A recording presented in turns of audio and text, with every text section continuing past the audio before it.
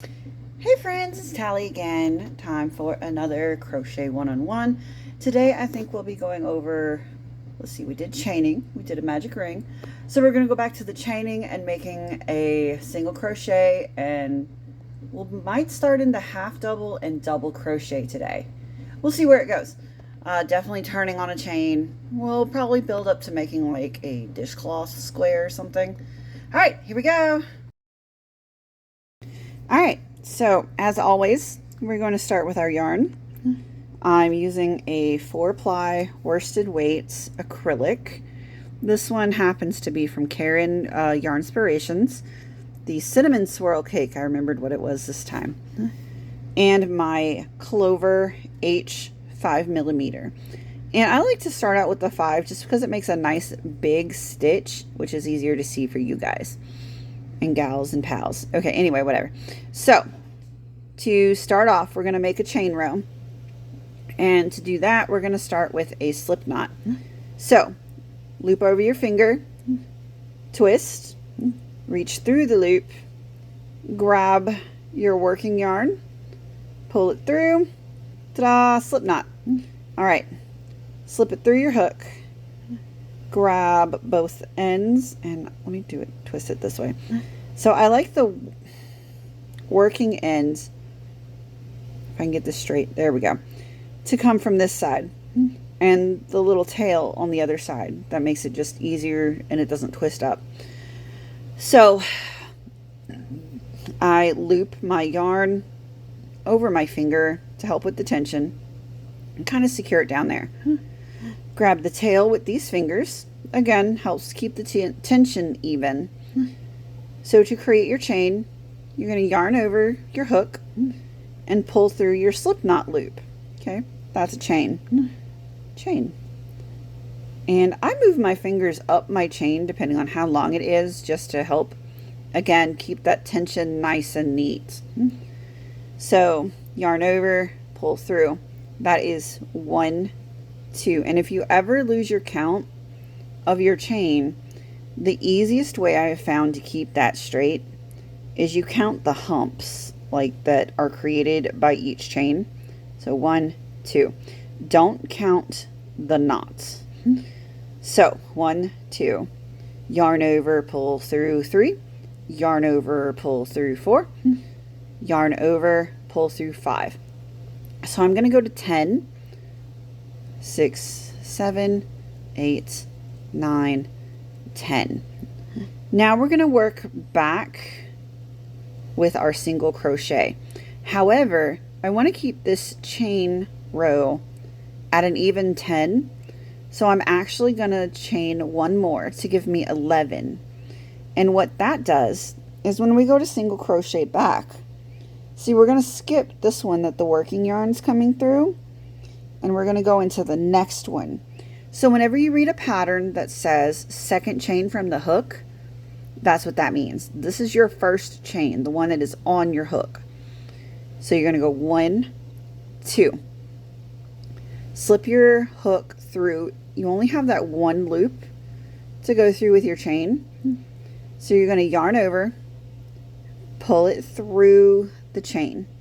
Now you have 2 loops on your hook. Yarn over, pull through both. And that gives you your first single crochet. Now what happened with that other chain? Well, it's right there. And that's going to give you that nice straight edging as long as you keep it, nice and even. So let's work our way back down. We're going to hook through, yarn over, pull through, 2 loops. I'm really going to yarn over there. Yarn over, pull through both. And sometimes if your yarn's a little too far, just pull this working yarn with your finger and tighten it up a little bit. All right, hook through, yarn over, pull, yarn over, pull. So now we have 1, 2, 3. Okay. 4 and 5. All right, yarn over, pull through, yarn over, pull through. go through, yarn over, pull up, yarn over, and pull through. And you see again how I'm moving my fingers up the chain as I crochet, and that just, for me, it helps kind of keep it a little stable is the best word I can think of for it. Yarn over, pull through.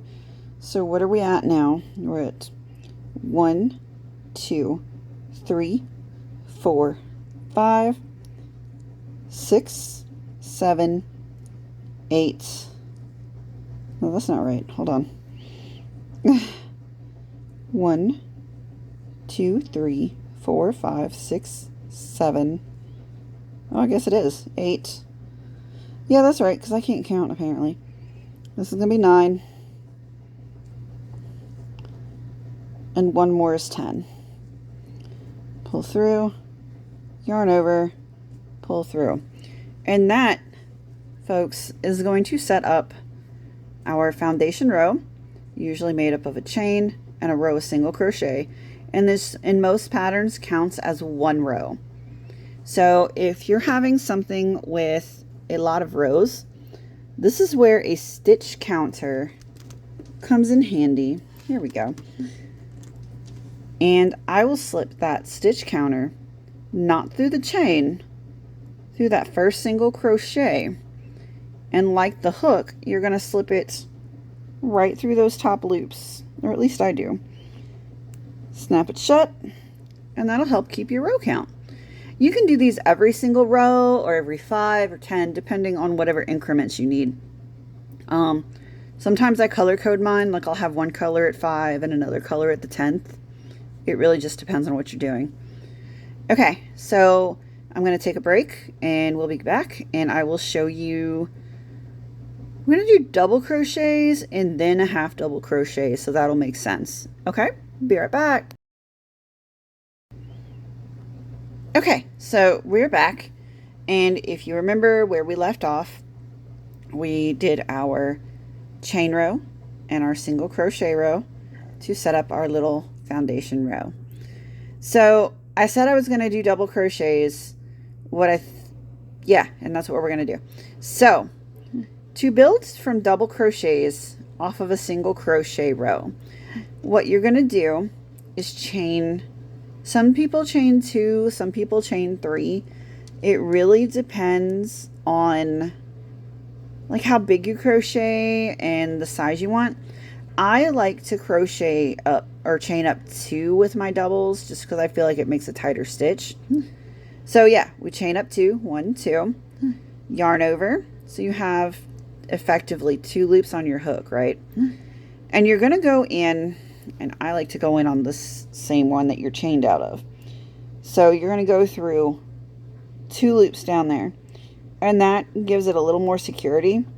Some patterns will have you crochet into, say, like the front loop or the back loop. It really depends on, again, what you're making, the pattern, and the stitch. So slip your hook through both loops, yarn over, and pull through. So now you have 3 loops on your hook. Yarn over for 4, pull through 1 and 2, come up, and now you still have 2 loops on your hook, right? So this is effectively a single, the foundation of your double. Yarn over again and pull through both of those loops. So now you're left with your original 1 loop, and that's your double. So let me show you what it looks like when you chain up 3 from that, for that double crochet. And then of course doing this is also how you turn your work. If you ever see a pattern and it says to turn, that's what that means. So you chain up, turn it, or you can turn and then chain up. It really doesn't make much difference, I guess, to me. Anyway, so chain 3 this time, yarn over, pass through both loops, yarn over, pull through, yarn over, pull through 2, yarn over, pull through 2. So see, this is why I don't like chaining 3, because it does this. And to me, that gives it this weird like loopy effect, and I don't really like that. So I'm gonna go undo this again. We're gonna go back here. I'm gonna pull it all the way out. All right, so we're gonna slip back into the work loop. I'm gonna chain 2, 1, 2, turn my work, yarn over, go through, yarn over, pull up, yarn over, pull through, yarn over, pull through. Now, and then you just kind of keep going like that to make your doubles. So yarn over, pass through both loops, yarn over, pull through, yarn over, pull through 2, yarn over, pull through 2. And we're going to do that all the way across to create our double crochet row. And like I said, this is just kind of like a sampler to show you different crochet stitches. And once you get really used to it, you can actually get fairly fast at this, right? Yarn over and pull through, go through, yarn over, pull through,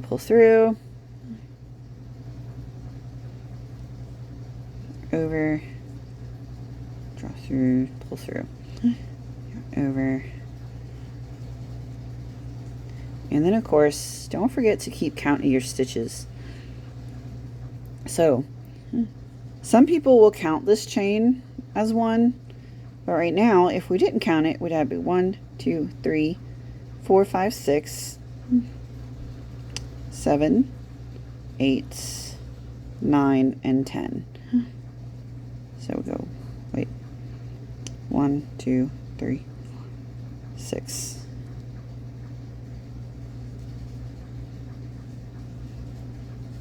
7,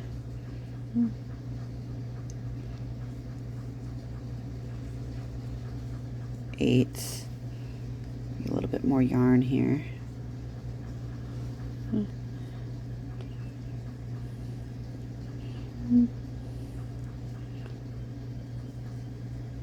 9,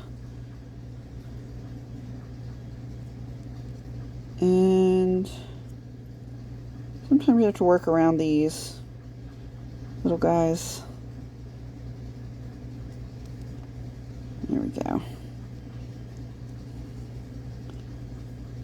10. So the other thing you could do, if you want to make sure, because now this creates a, let me see, you've got 1, 2, 3, 4, 5, 6, 7, 8, 9, 10. So you still have 10 loops to work through, just like you wanted. All right, next clip we will do half double crochets.